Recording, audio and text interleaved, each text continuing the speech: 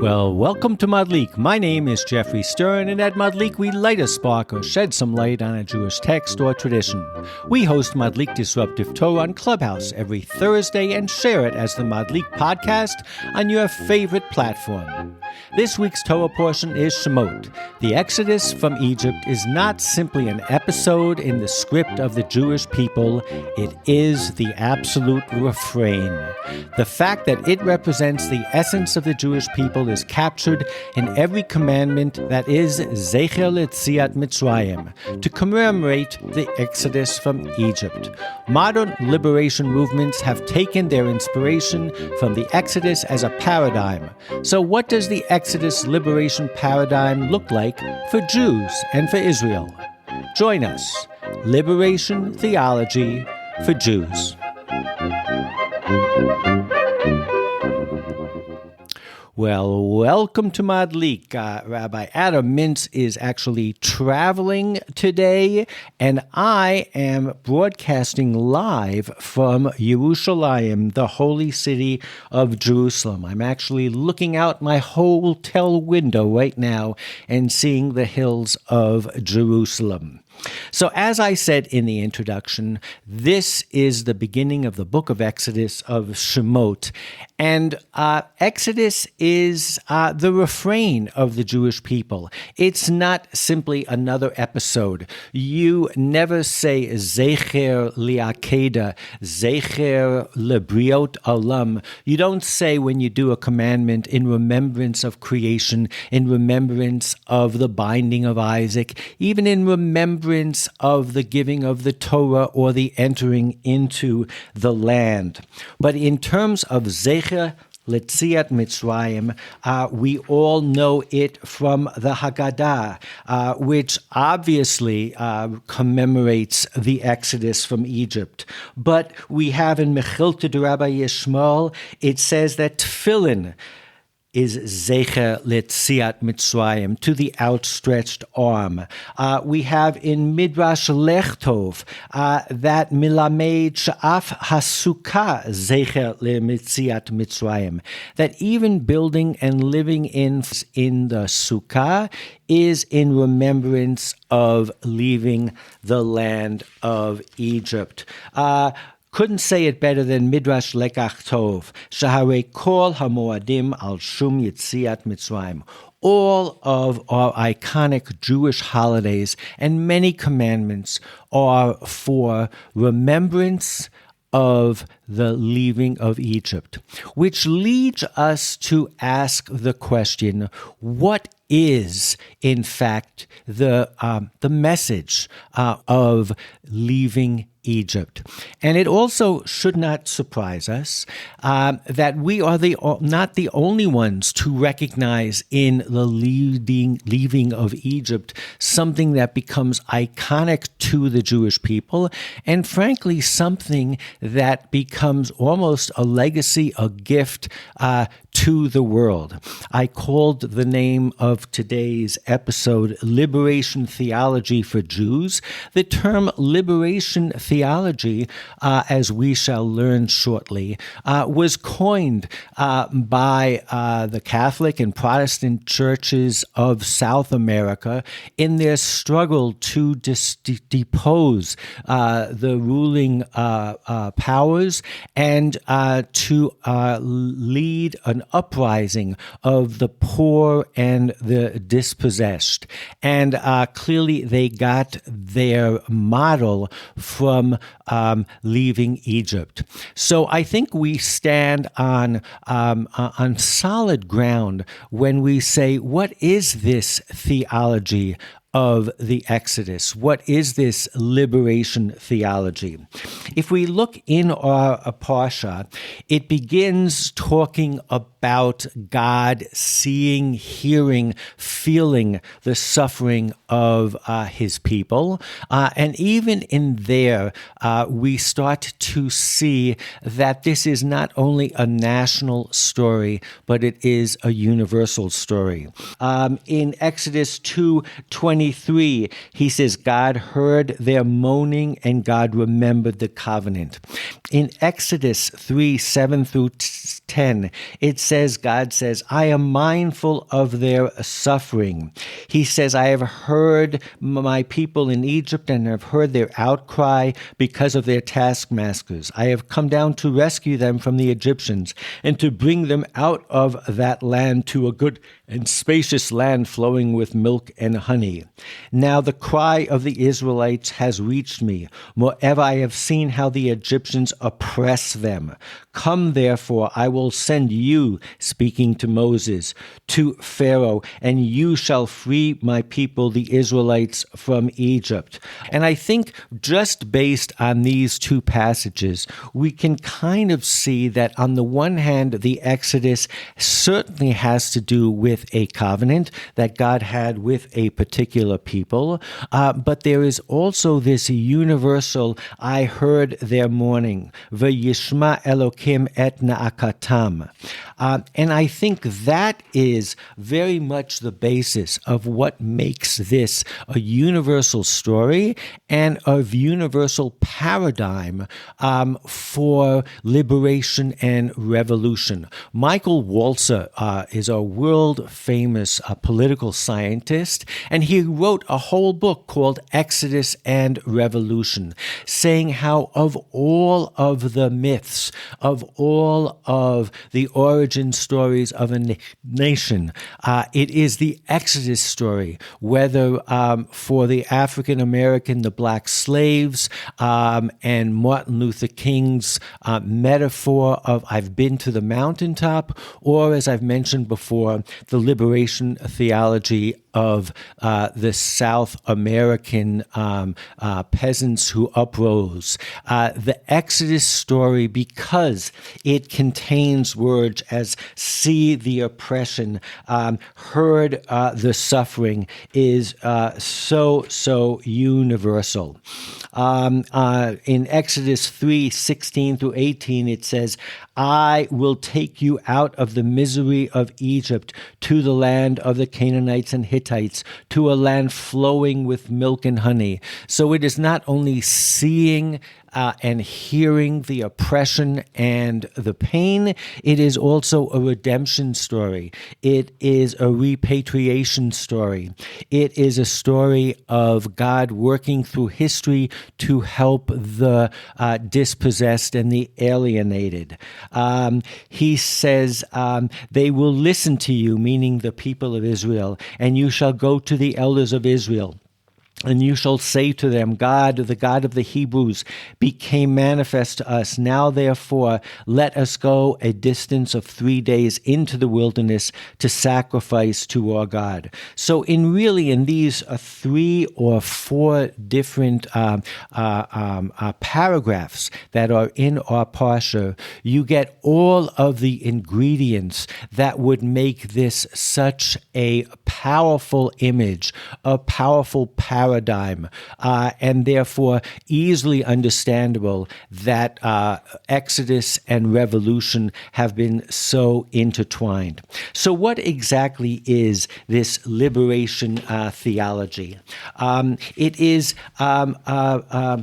in the words of its creators, and you'll hear as I read some of them how really they nail to a large degree what the Exodus means to us Jewish people.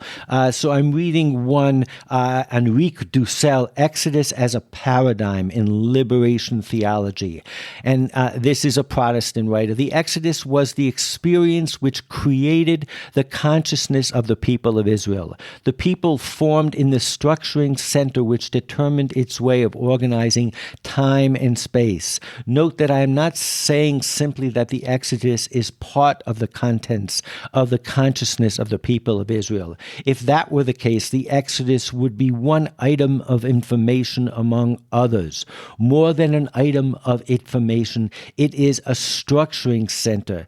in that it determines the integrating logic, the principle of organization. So truly this understanding where we begin Shemot, just as we finished Bereshit, by saying this was the formation of a nation. The Hebrew word for the book of Exodus is Shemot, which means names, and what that means is we're seeing the metamorphosis of names and tribes and individuals into a corporate whole. And that too is the story of the Exodus. That is the paradigm of the Exodus. Quoting another Matthew Musoki, the Reverend Matthew Musoki, he says, the creative and varied re-expression of the Exodus theme within the Bible indicates the preeminence of the meaning of the Exodus over the event, and this in return becomes a norm of interpretation for us. Thus, Exodus can be imported to a given context, for example, the poor, the sick, and the oppressed. So again, what we see is the fact that the Exodus is referenced so many times, not only within our liturgy, but much more importantly, within our Bible itself, almost leads it to beg for interpretation, beg for reimagining. And that is what these theologians said. We are going to encounter some thinkers who felt that they maybe took too much of a license in exporting the Exodus paradigm to their own moments of repression and revolt. But I think you can, at this point, agree with these theologians that the fact that the Exodus was used and referenced so much throughout our Bible, it almost gives you that permission to do so. And in fact, one of the questions that we are going to explore today is, with all that saturation of messaging, what actually does the Exodus then become for the Jewish people and for the people of Israel?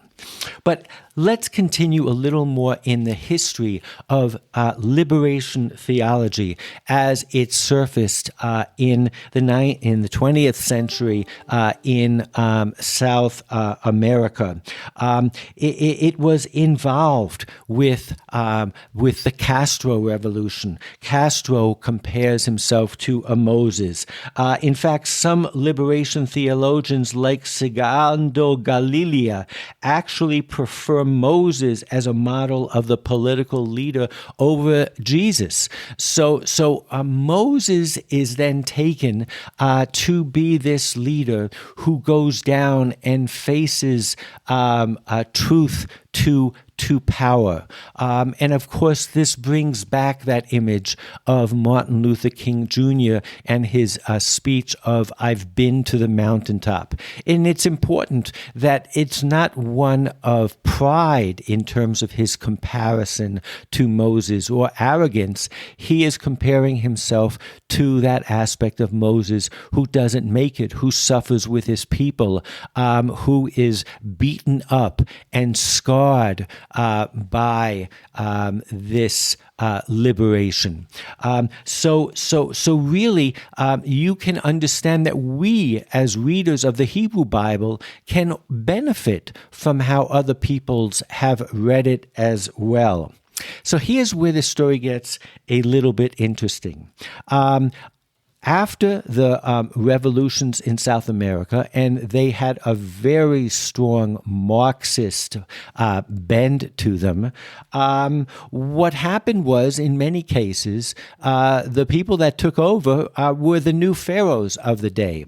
And when in 1985, the Poles began their own exercise in self-determination, and as a very strongly Catholic country, they read their Old Testament as well.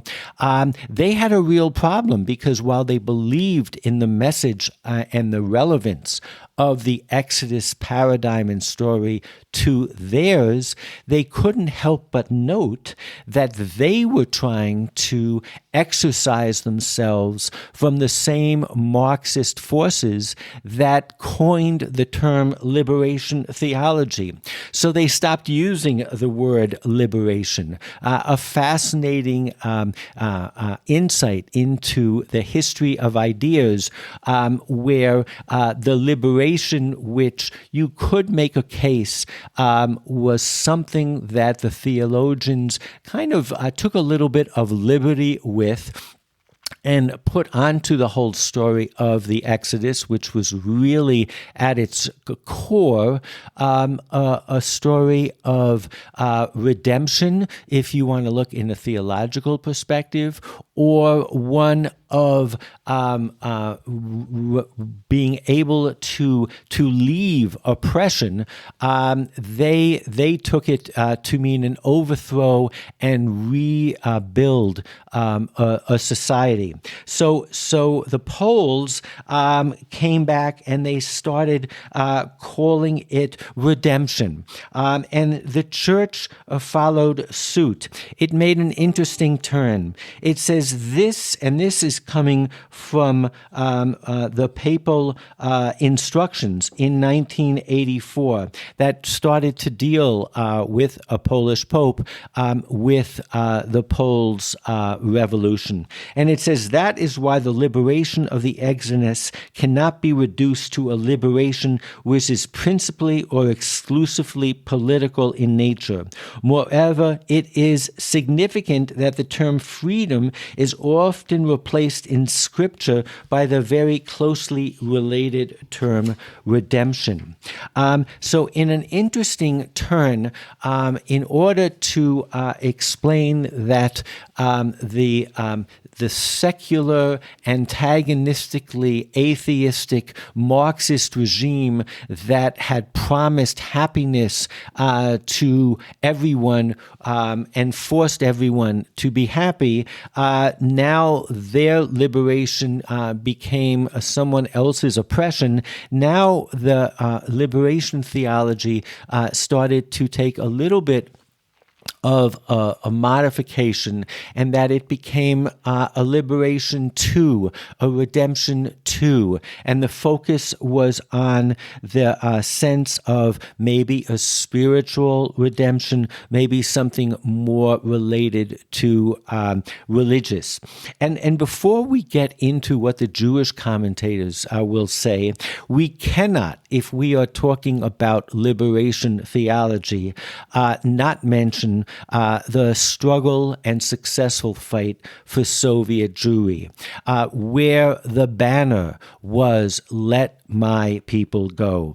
So here it was the Jews themselves that stood up to the USSR, to Mother Russia, and clearly using the story of the Exodus as a story of liberation, turned to Brezhnev and the Soviet regime and said, "Let my people go." So it is a powerful political paradigm that we as Jews, as readers of the Hebrew Bible, can only be proud of in terms of the solace and in terms of the motivation and that light at the end of the tunnel that it has given and it will continue to give to people who are subjugated, to people who are alienated, to people who are disenfranchised.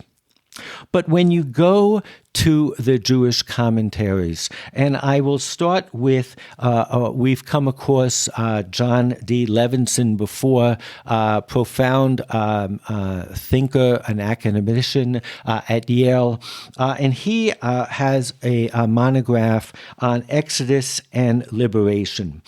And he goes through all the texts, and while he certainly gives much respect and enthusiasm for the way that our Exodus story has been used, he also tries to bring it down to its source. And of course, the key theme of Exodus is this sense of from slavery to freedom. The story of the Exodus at the end of the day is the story of emancipation of slaves. And what Levinson argues is that the truth be told, that there are provisions within the Bible after Exodus, after Sinai, that provide for having slaves. Now, he brings, and I certainly suggest that you take a look at the Sephira notes on today's podcast, because in his article, he shows how the Exodus was used by both the abolitionists and by the slave owners to prove their case. The abolitionists would say that clearly the Bible is trying to limit slavery. You have to free your slaves after a certain amount of time. During the sabbatical year, you can't work your slave. When you release your slave, you have to make sure that your slave has payment for the work that they have done.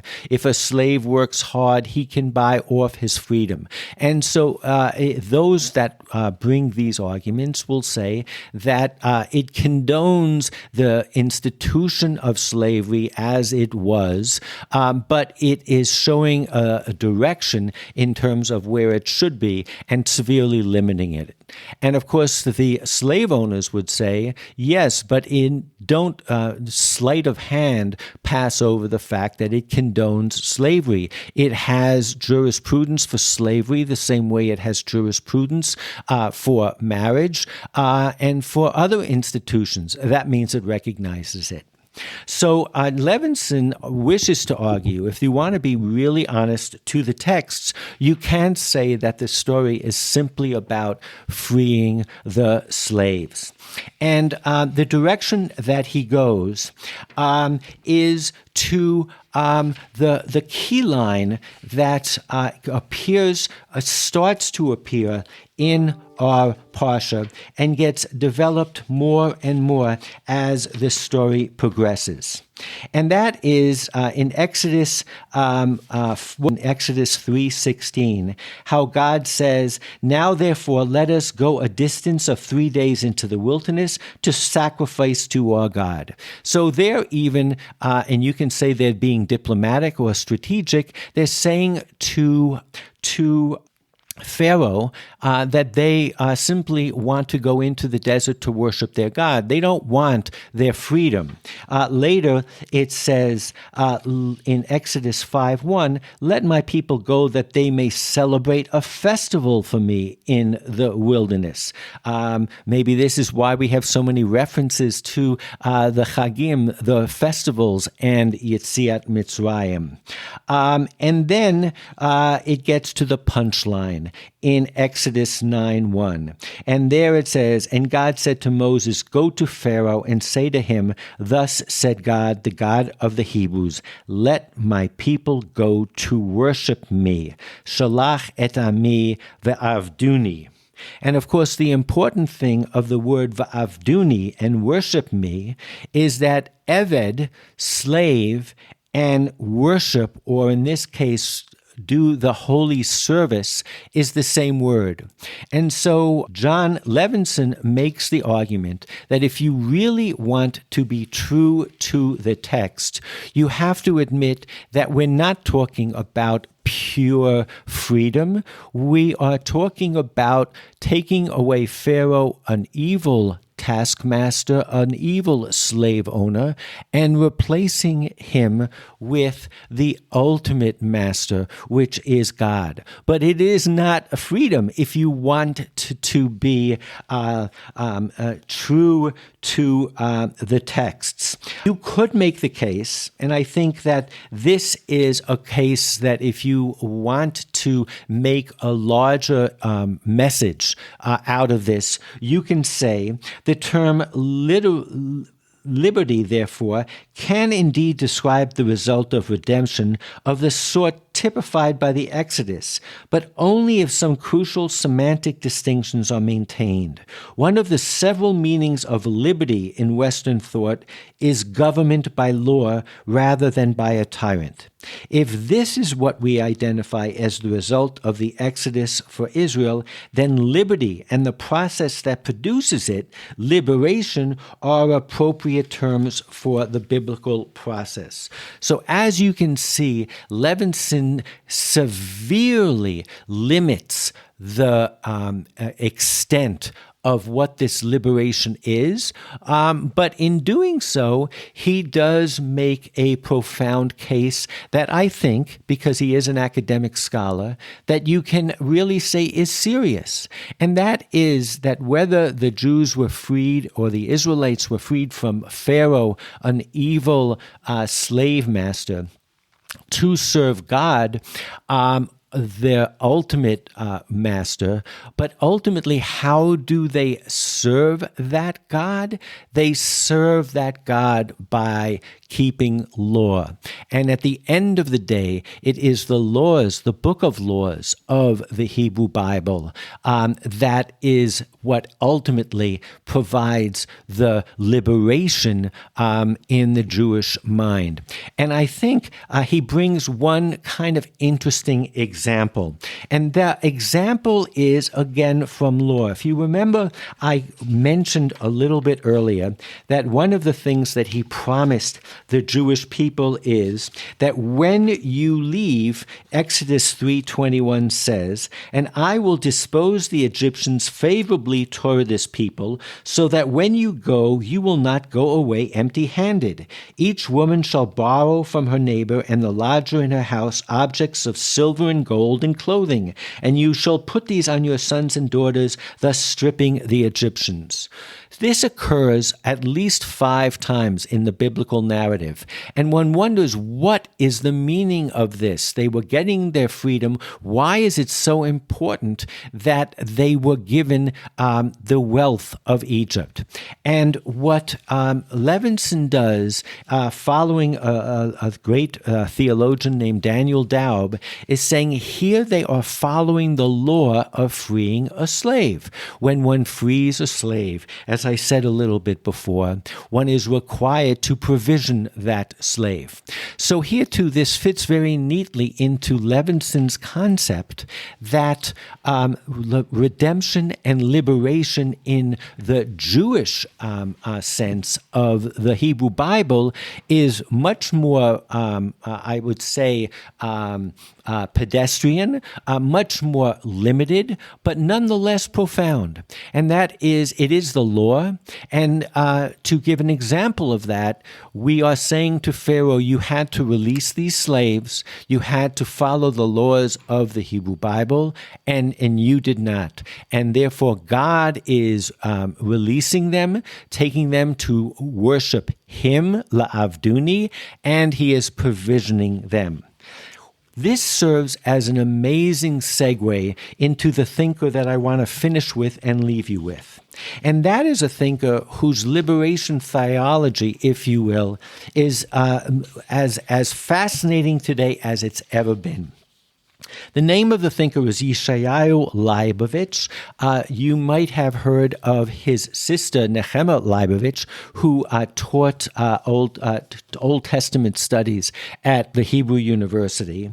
But Yeshayahu Leibovich was known as being a thinker who shocked, who loved to shock, and he was he followed his own drums. And he was particularly struck by the 6-Day War. And he was particularly struck by the fact that, in a sense, the people of Israel were making of the victory of the 6-Day War into something that was miraculous, and something that was eschatological, was messianic, and he felt that they, by doing that, were actually engaging in idol worship. And he issued a bunch of articles. The first one was published in Yeshurun, which is a synagogue in Jerusalem, which had the intelligentsia of the religious Zionist movement there. And he wrote a number of articles. One of them was actually called The Discotel. He said, when we have a kotel, we will make it into a discotel. He was very much against this celebration and worship of place.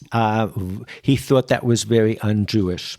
And what he wrote about was that, in fact, the Passover was an incomplete redemption, first and foremost, and that the ultimate, along with Levinson, he says, that the key to the redemption was to keep the law. Everything in Yeshayahu Leibovich's philosophy of Judaism was that we are a legal community, and that we achieve perfection and we worship God by keeping his laws, the Daled Amot Shel Halacha, the 4 cubics of the law. And that is ultimately, along with Levinson, what Let My People Go to Serve Thee is all about.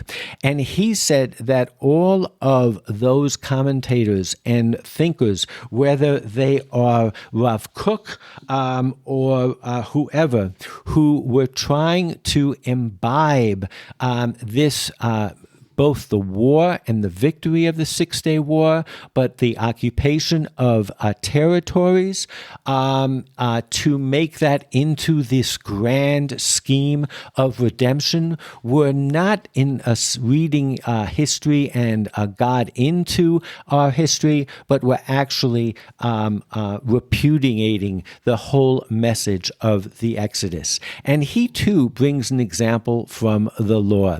His holiday was Hanukkah, because on Hanukkah, we, the Jewish people, stood up for their keeping of the law. And he says, and this is built out in the law that says on Passover, you can only read half of the Hallel prayer, whereas on Hanukkah, you read the full Hallel prayer. So again, it's a trivial example, but both him and Levinson are looking at Jewish thinkers who see the book of the Torah as a book of rules and use those rules to limit these theological flourishes and these messianic tendencies, which they see more as idolatry than the true religion that was given to us by Moses and experienced with the Exodus. So it's a fascinating read on what the message of the Exodus is, and I think one that deserves further study. I've listened to some podcasts recently with the election of the new government in Israel, and one of the most interesting thinkers to listen to is someone named Yossi Klein Halevi, who is at the Shalem Center, and he's a very open-minded liberal thinker, but he used to be a student of Meir Kahane. And he says, if you want to understand this new government, you should read a book called 40 Years by Meir Kahane. And I encourage all of you to do it. And you'll see literally that he is saying everything that this new government is saying. What I would like to suggest today is, if you would like to see the flip side of what alternative philosophy, a Jewish philosophy, would be to that which is being espoused by what Yeshayahu Leibovich would be calling these religious Zionists who have lost their way, is Yeshayahu Leibovich.